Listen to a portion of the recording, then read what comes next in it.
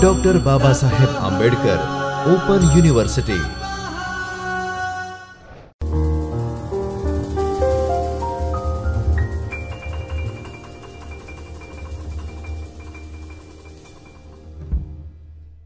Doctor Baba Saheb Ambedkar open university चैतन्य studio में आपनु स्वागत करूँ छूँ। मारू नाम है डॉक्टर हरपाल राणा, इतिहास विभाग, समाज विद्या भवन, गुजरात यूनिवर्सिटी अमदावाद। आज આપણે વાત કરીશું જનપદ અને મહાજનપદ, પેપર નંબર 101 અને યુનિટ નંબર 7। આપણે 16 મહાજનપદો વિશે આપણે વિસ્તારથી અગાઉ પણ આપણે જોયું। હવે કેટલીક જેની વિશેષતાઓ જે છે જનપદ મહાજનપદની, એ વિશેષતાઓ વિશે આપણે આજે વાત કરીશું। હવે જે આ જે 16 મહાજનપદ જે હતા, બરાબર છે, એ સેકન્ડ અર્બનાઇઝેશન જે થયું, બરાબર છે, નગરીકરણ જે થયું, એ બીજી મહત્વપૂર્ણ આ પ્રક્રિયા હતી। એમ પ્રાચીન સમયમાં સિંધુ સભ્યતામાં આપણને બહુ મોટા પાયા ઉપર નગરીકરણની પ્રક્રિયા જે છે એ જોવા મળે છે। અને આ 16 મહાજનપદોના યુગ દરમિયાન પણ આપણને સેકન્ડ અર્બનાઇઝેશનની આખી જે પ્રક્રિયા જે છે એ જોવા મળે છે। અને જે અગાઉ પણ આપણે વાત કરી હતી કે જે ઈસવીસન પૂર્વની જે 6ઠી સદી જે છે એ યુગ પ્રવર્તનકારી સદી હતી, બરાબર છે। તો આ યુગમાં સિંધુ સભ્યતા પછી ભારતમાં દ્વિતીય નગરીકરણની પ્રક્રિયા જે છે એ શરૂ થઈ હતી। અને સૌથી મહત્વપૂર્ણ બાબત એ હતી કે આ મહાજનપદનો જે યુગ જે હતો, બરાબર છે, કે જે બુદ્ધ યુગ તરીકે પણ ઓળખવામાં આવે છે। તો આ સમયગાળા દરમિયાન બૌદ્ધ અને જૈન સહિતની જે વિભિન્ન જે દાર્શનિક વિચારધારાઓ જે હતી એનું પ્રચલન પણ આપણને આ યુગ દરમિયાન થયેલું જોવા મળે છે। તો ધાર્મિક દ્રષ્ટિએ અને એક સાહિત્યિક દ્રષ્ટિએ અને ફિલોસોફિકલ દ્રષ્ટિએ જો આપણે વાત કરીએ, તત્વચિંતનની દ્રષ્ટિએ પણ જો વાત કરીએ, તો આ મહાજનપદોનો આખો જે યુગ જે હતો એ ખૂબ જ મહત્વપૂર્ણ યુગ હતો। કારણ કે ભારતમાં આવા બે જાયન્ટ પર્સનાલિટી જે છે એ આપણને થયેલી જોવા મળે છે। એક છે ભગવાન બુદ્ધ અને બીજા છે વર્ધમાન મહાવીર જૈન। અને આ બંને વ્યક્તિઓ જે હતા, બંને જે પર્સનાલિટી જે હતી, એ બંને એકબીજાના સમકાલીન હતા। ડીડી કોસાંબીએ પણ ભગવાન બુદ્ધ ઉપર એક મહત્વપૂર્ણ ગ્રંથ લખેલો છે અને એમણે પણ ઉલ્લેખ કર્યો છે પોતાના ગ્રંથમાં કે બુદ્ધના સમયગાળા દરમિયાન 63 જેટલા અલગ અલગ જે પંથો જે છે એ ભારતમાં પ્રચલિત હતા। પણ આ 63 જે મતો જે હતા એમાં પણ તમે જોશો તો એવા કેટલાક જે દાર્શનિકો જે હતા કે જે મહત્વપૂર્ણ જે હતા। દાખલા તરીકે તમે જોશો તો મખલીપુત્ત ગોસાલ છે, બરાબર છે, એ ઉપરાંત ભગવાન બુદ્ધ છે, કે પછી દિગંઠ નાથપુત્ત છે, સંજય વેલઠ્ઠીપુત્ત છે। તો આવા જે કેટલાક જે દાર્શનિકો જે હતા એમણે પણ પોતાની વિચારધારા વ્યાપ્ત કરેલી।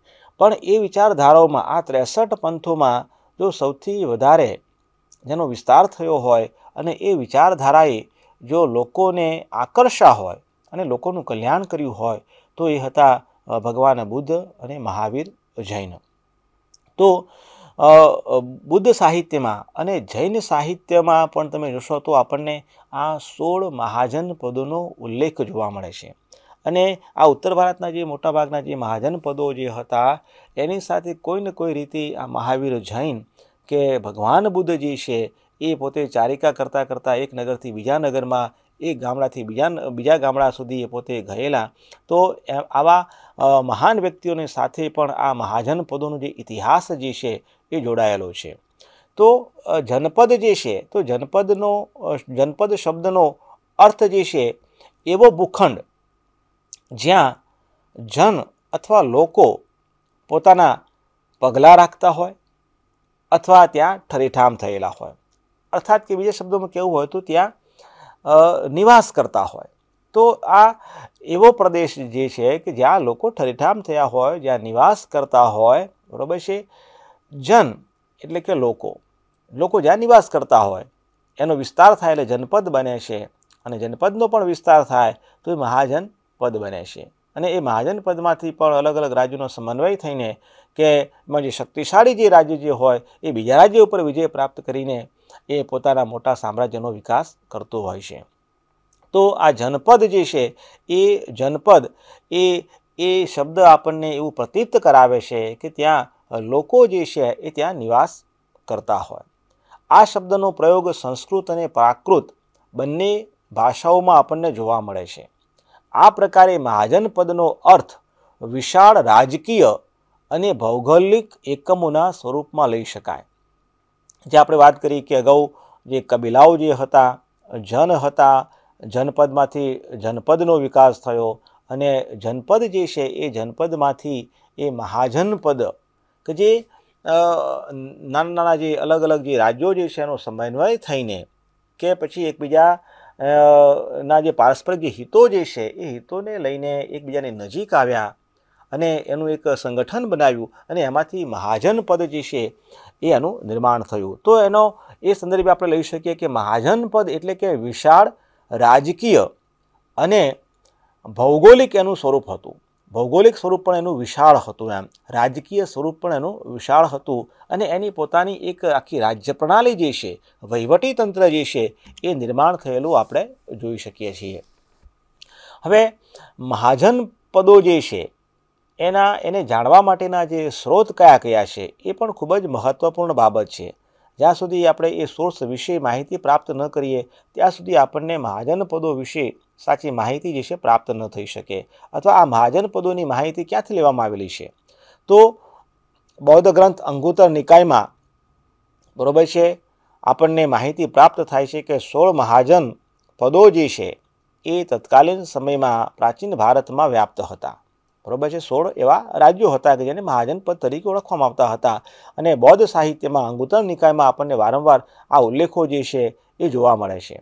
એ ઉપરાંત જૈન ગ્રંથ ભગવતી સૂત્રમાં પણ આ 16 મહાજનપદોનો ઉલ્લેખ આપણને જોવા મળે છે.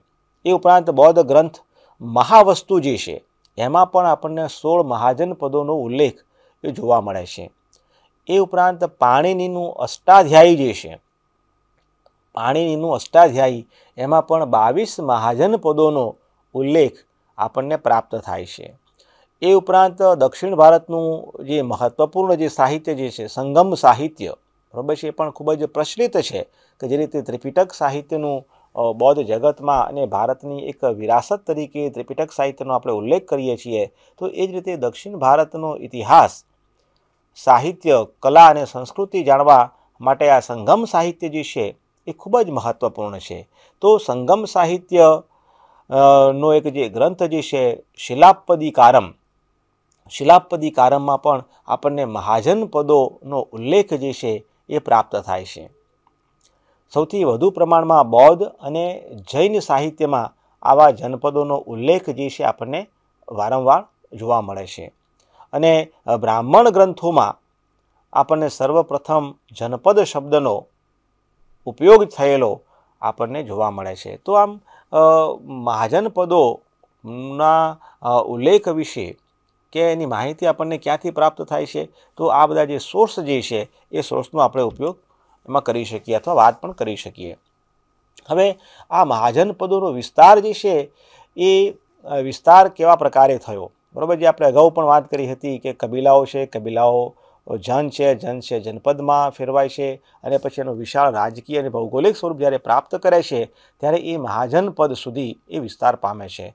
તો ગૌતમ બુદ્ધના સમય સુધી જનપદ જે હતા પૂર્ણ રૂપથી વિકસિત થઈ ચૂક્યા હતા. એટલે બુદ્ધ યુગમાં આપણને આ મહાજનપદો જે છે એ પૂર્ણપણે વિકસિત થયેલા હતા. અને બુદ્ધ યુગ પછી પણ તમે જોશો તો ધીરે ધીરે ક્રમશઃ એમાં ઓટ આવતી જોવા મળે છે, અને કેટલાક રાજ્યોનો જે મોટા જે રાજ્યો છે એ રાજ્યો સાથે વિલય થતો આપણે જોઈ શકીએ છીએ.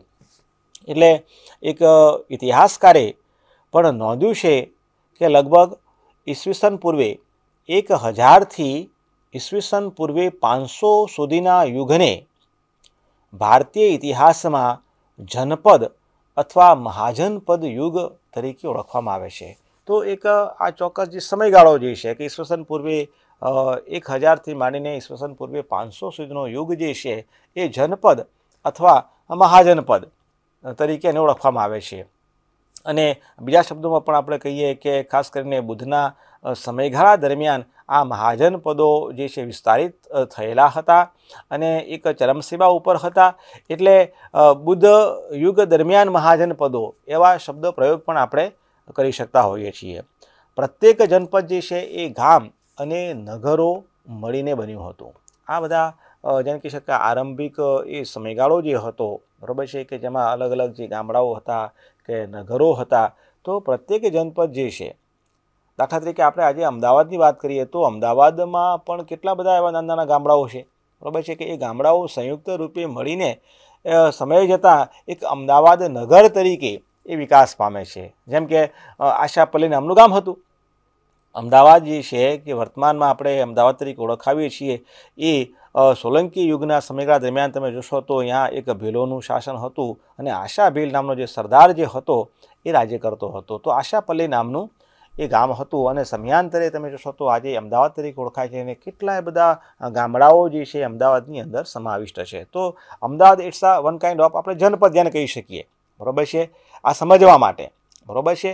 તો જનપદ જે છે પ્રાચીન ભારતમાં પણ ગામ અને નગરો મળીને બન્યું હતું, જેની પોતાની એક વિશિષ્ટ રાજકીય વ્યવસ્થા હતી અને પોતાનું એક અલગ વહીવટી તંત્ર, પ્રશાસન તંત્ર આપણને જોવા મળે છે.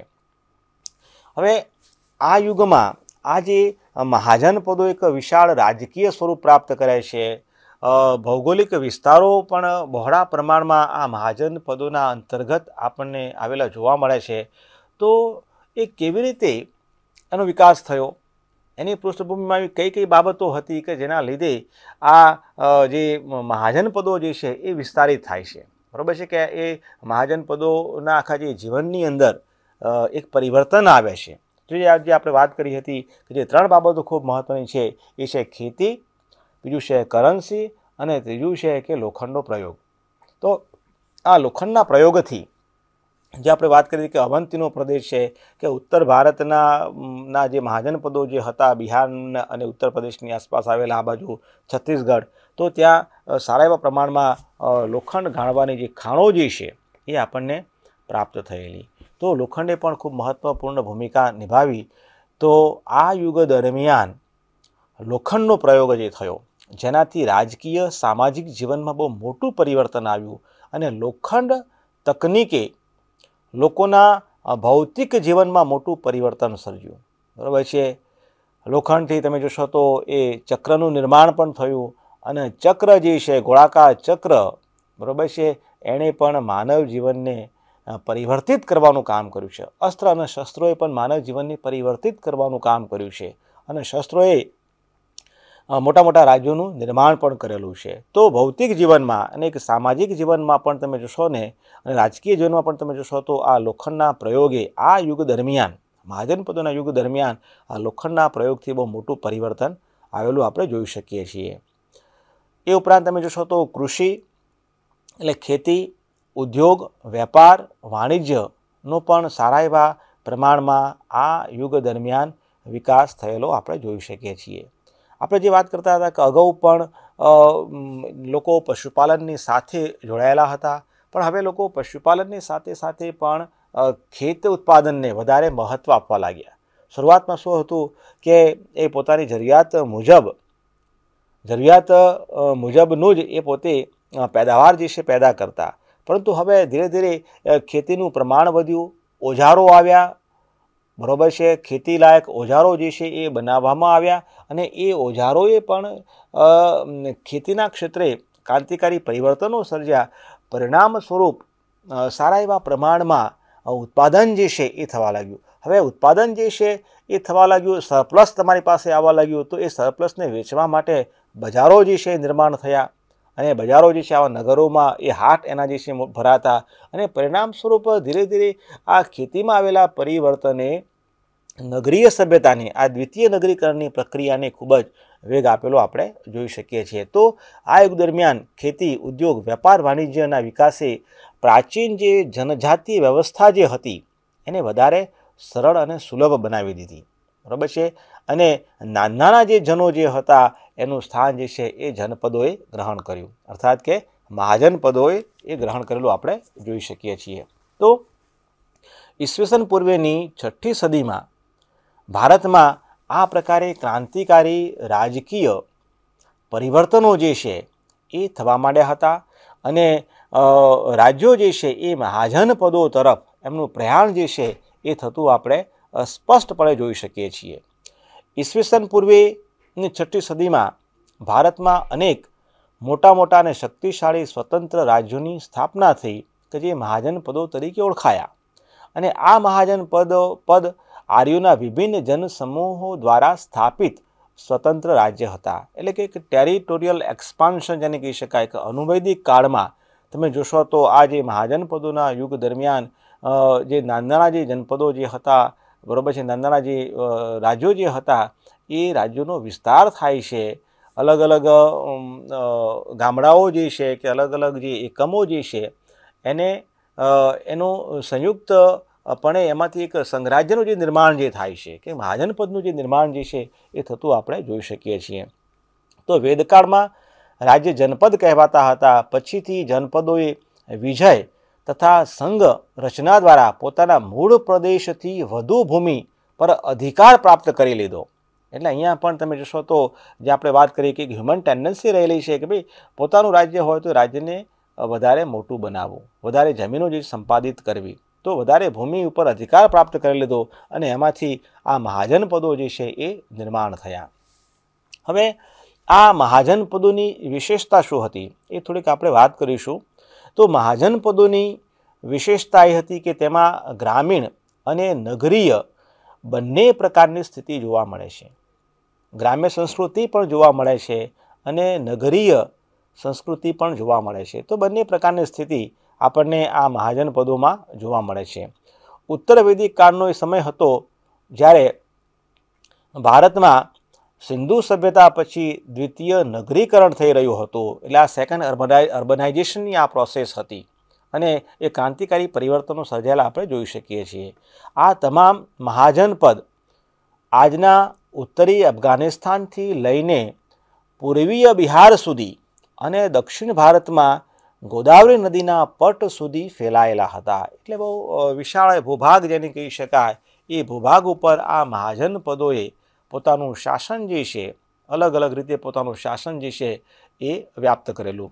સમય જતાં મગધ મહાજનપદ છે એ તમામ મહાજનપદોમાં એ સૌથી શક્તિશાળી મહાજનપદ તરીકે ઉભરી આવે છે અને એણે અડોશ પડોશના જે નાના જે રાજ્યો જે હતા, બરાબર છે, અંગ છે કે વત્સ છે, આ અલગ અલગ જે રાજ્યો જે કાશી છે કે કૌશલ છે, આ બધા રાજ્યો ઉપર વિજય પ્રાપ્ત કરીને એક મહાસામ્રાજ્યનો વિકાસ કરેલો. તો આપણે કહી શકીએ કે મગધ જે છે એ ભારતનું પ્રથમ સામ્રાજ્ય હતું.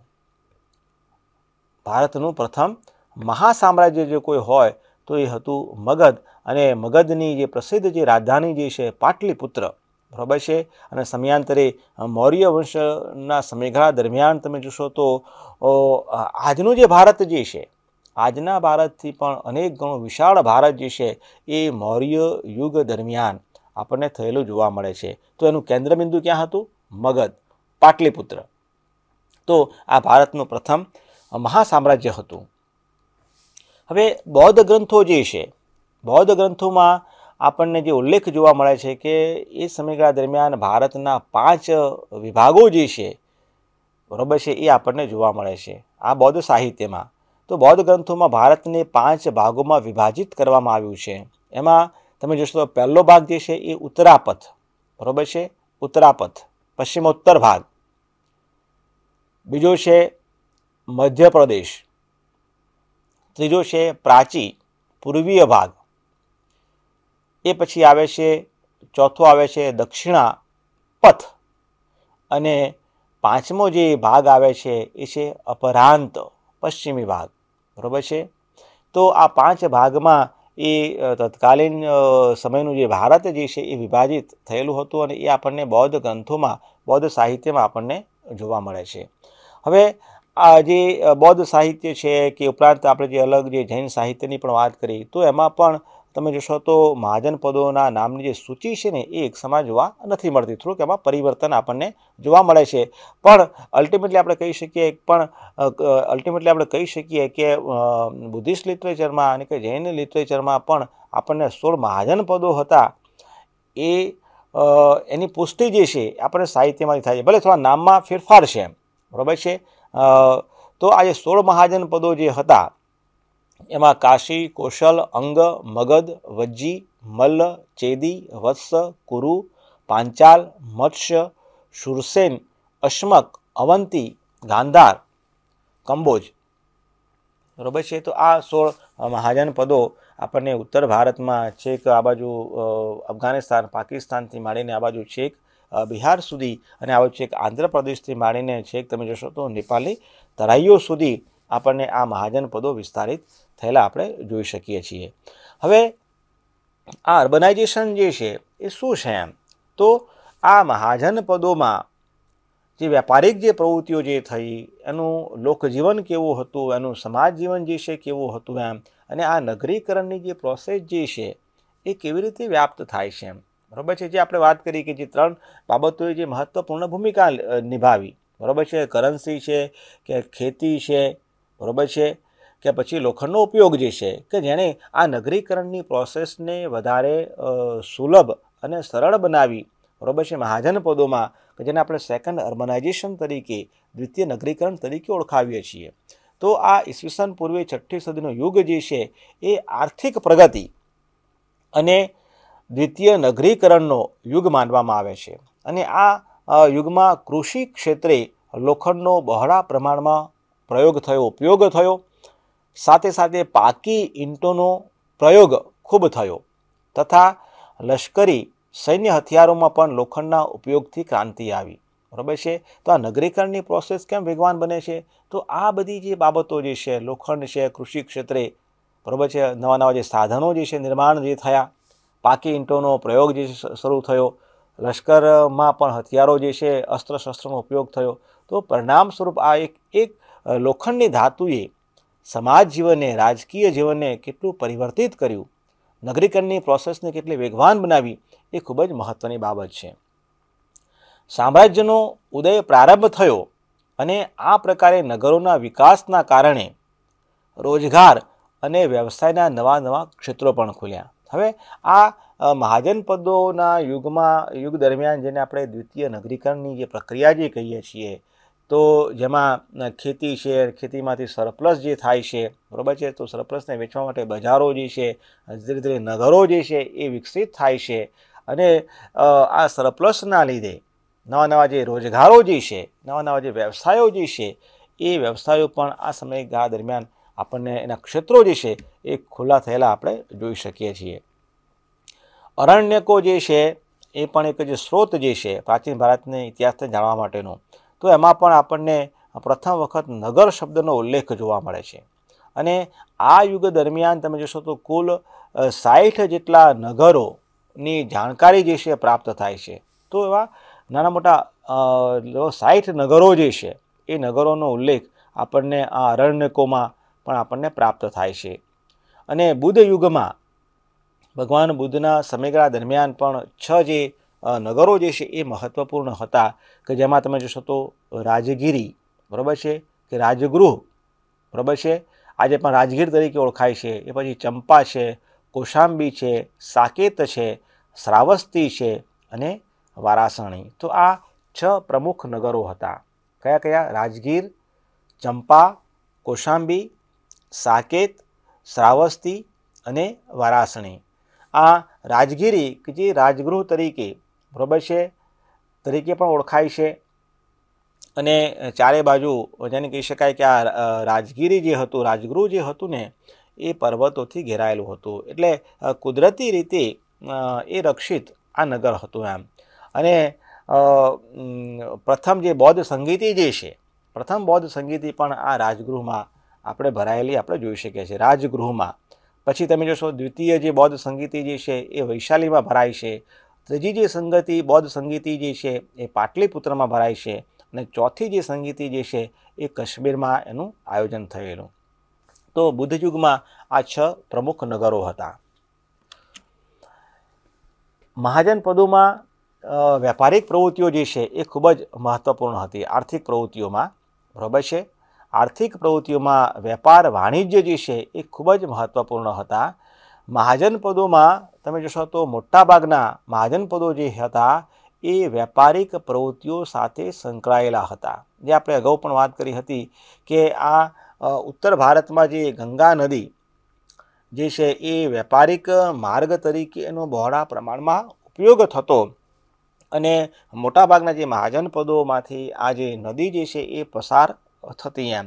તો વ્યાપારિક દ્રષ્ટિએ પણ નદીઓનું પણ ખૂબ મહત્ત્વ છે અવર જવર માટે પણ, બરાબર છે. તો આ યુગ દરમિયાન વ્યાપારિક પ્રવૃત્તિઓ પણ સારા એવા પ્રમાણમાં વિકસિત થયેલી અને આ જે મહાજનપદો જે હતા, બરાબર છે, એ ભારતના મુખ્ય વ્યાપારિક માર્ગો પર વિકસિત થયા, બરાબર છે.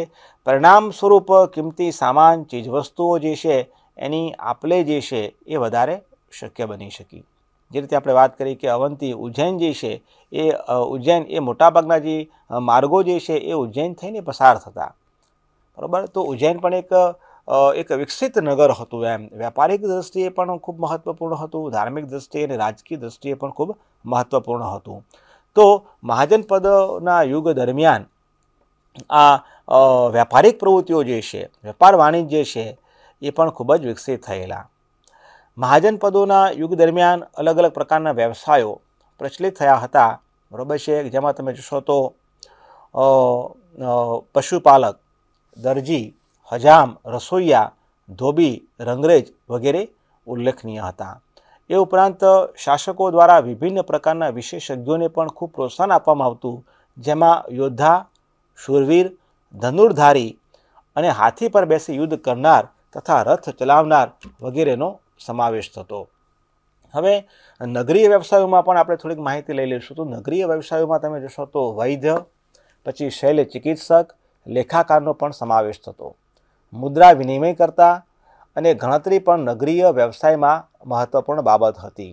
એ ઉપરાંત અન્ય વ્યવસાયો અને અન્ય રોજગારો તમે જોશો તો નટ છે અર્થાત કલાકાર, નટક એટલે કે નર્તક, શોકજયિક એટલે કે જાદુગર, ઢોલ વગાડનાર, ભવિષ્ય ભાખનાર વગેરેની ચર્ચા પણ આપણને ઐતિહાસિક સ્ત્રોતોમાંથી આપણને પ્રાપ્ત થાય છે. મેળાઓનું આયોજન પણ એ સમયગાળા દરમિયાન થતું કે જેને સમાજ તરીકે ઓળખવામાં આવતા. વિભિન્ન પ્રકારના શિલ્પોનો પણ ઉલ્લેખ આપણને જોવા મળે છે. શિલ્પોને બનાવનાર શિલ્પકાર નગરોમાં નિવાસ કરતા.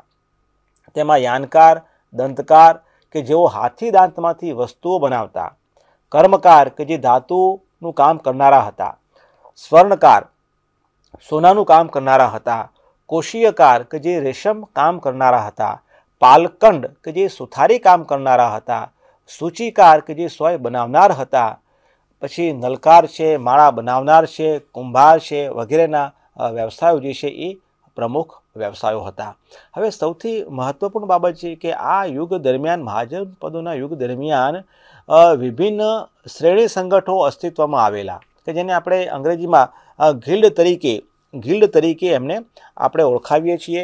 અને આ ગિલ્ડ જે હતા, બરાબર છે, એ ગિલ્ડ જે છે એનો જે પ્રમુખ જે હોય એને જેથક તરીકે ઓળખવામાં આવતા, બરાબર છે. અને એનો જે પ્રમુખ જે છે એ જેથક કહેતા અને સાથે સાથે એને શ્રેષ્ઠી તરીકે પણ ઓળખવામાં આવતા. તો આ અલગ અલગ જે વ્યવસાયકારો જે હતા, વ્યવસાયો જે હતા એના અલગ અલગ આવી શ્રેણીઓ હતી, ગિલ્ડ હતી એમ.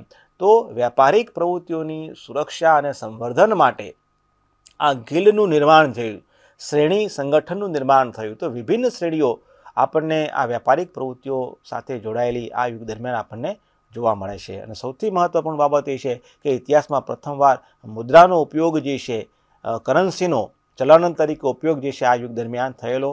ત્રીજી કરન્સીનો ઉપયોગ થયેલો અને એ મુદ્રામાં પંચ માર્કડ કોઈનનું ખૂબ મહત્ત્વ છે. અને આ જે સિક્કાઓ જે હતા એ મુખ્યત્વે ચાંદીના હતા અને એ સિક્કાઓમાં કારશાપણ, પછી પછી પાદ, માશક, કાકીણી વગેરે સિક્કાઓનો પ્રમુખ ઉલ્લેખ જોવા મળે છે. જેમાં કારશાપણ જે હતા એ ચાંદીના સિક્કાઓ હતા, તો માશક સિક્કાઓ જે હતા એ તાંબાના સિક્કા હતા, બરાબર છે। તો આ પંચમાર્ક સિક્કાઓ જે છે એ ભારતના પ્રાચીનતમ સિક્કાઓ છે અને તેના પ્રમાણ જે છે આપણને તક્ષશિલામાંથી પ્રાપ્ત થયેલા। હવે આ તક્ષશિલા જે ક્યાં આવેલું, એ ગાંધાર ક્ષેત્રમાં આવેલું હોવાથી ઘણીવાર આ સિક્કાઓને ગાંધારણ તરીકે, ગાંધાર સિક્કા તરીકે પણ ઓળખવામાં આવે છે। હવે આ મહાજનપદો જે હતા એની જે રાજકીય જે સ્થિતિ કેવા પ્રકારની હતી, એનું શાસનતંત્ર પણ જે કેવા પ્રકારનું હતું એ આપણે અગાઉ પણ વાત કરી છે કે જેમાં રાજતંત્ર પણ હતું અને કેટલાકમાં આપણને ગણતંત્ર પણ જોવા મળે છે। અને ભગવાન બુદ્ધ અને મહાવીર જૈનજી છે એ આવા ગણરાજ્યોમાં એમનો જન્મ થયો હતો। અને આ સમયગાળા દરમિયાન મહત્વપૂર્ણ જે ગણો જે હતા કે જેમાં આપણે ઉલ્લેખ આપી શકીએ કે રામગ્રામના કોળી, પાવાના મલ્લ, કુશીનારાના મલ્લ, મિથિલાના વિદેહ, પીપલીવનના મોરીય, સુસુમાના ભગ્ગ, અલ્લકપ્પના વુલી અને કેસમુતના કાલામ, બરાબર છે। અને ઉપરાંત વૈશાલીના લીછવી, વજી સંઘ પણ હતું એમ, ગણરાજ્ય હતું એમ, શાક્યનું પણ ગણરાજ્ય હતું, બરાબર છે। તો આવા મહત્વપૂર્ણ ગણરાજ્યો પણ આ યુગ દરમિયાન આપણને જોવા મળે છે। તો આપણે કહી શકીએ કે જનપદ અને મહાજનપદના યુગ દરમિયાન આપણને રાજતંત્ર પણ જોવા મળે છે અને સાથે સાથે ગણતંત્ર પણ જોવા મળે છે। અને આ જે મહાજનપદો જે હતા એ મહાજનપદો સમયાંતરે એ રાજકીય દ્રષ્ટિએ અને ભૌગોલિક દ્રષ્ટિએ એ વિસ્તાર પામે છે અને એમાંથી મહાજનપદોનો એક વિકાસ થાય છે। એક સેકન્ડ અર્બનાઇઝેશનની પ્રોસેસ જે છે એ પણ સાયમલ્ટેનિયસલી ચાલે છે અને મહાજનપદોના વિકાસને વધારે બળવત્તર બનાવે છે કે જેમાં કરન્સી છે, પંચમાર્કના સિક્કાઓનું પ્રચલન જે છે એ પ્રથમવાર થયેલું, લોખંડનો બહોળા પ્રમાણમાં ઉપયોગ જે છે એ બહોળા પ્રમાણમાં આ યુગ દરમિયાન થયો। તો લોખંડે, ખેતી અને ચલણે આ યુગ દરમિયાનની રાજકીય અને જે એક સામાજિક જે જીવન જે હતું એને બદલવા જબરજસ્ત પ્રયાસ થયેલો આપણે જોઈ શકીએ છીએ। તો આપનો ખૂબ ખૂબ આભાર અને અહીંયા હું મારી વાણીને વિરામ આપું છું। ખૂબ ખૂબ આભાર, થેન્ક યુ।